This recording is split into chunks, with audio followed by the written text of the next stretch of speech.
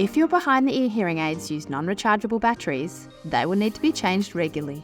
The rate at which you need to change them will depend on the size of the battery and how often you use your hearing aids. Regardless, you know when it's time to change the battery if you notice any of the following. Sounds are becoming distorted, your hearing aid is beeping at you, or no sound is being produced.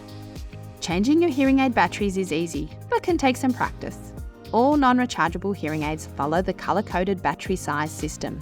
The colour reflects the size of a battery. The 4 colours are yellow, size 10, brown, size 312, orange, size 13, and blue, size 675. You should already know the colour battery your hearing aids take. If you are unsure, check one of your old battery packets. We recommend you keep spare batteries at home.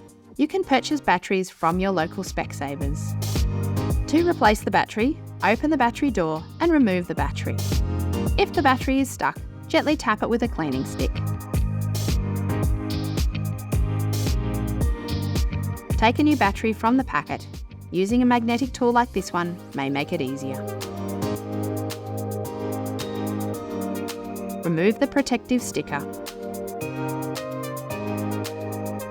Place the battery in the door and close the door, making sure the door is firmly shut. If the door does not close, you may have inserted the battery upside down. Take the battery out, turn it over and place it back in the door.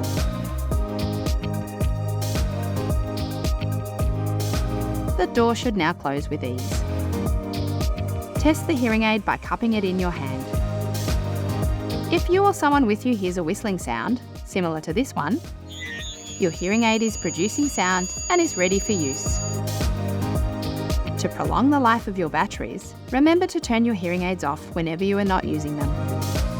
Simply open the battery door to turn the hearing aids off.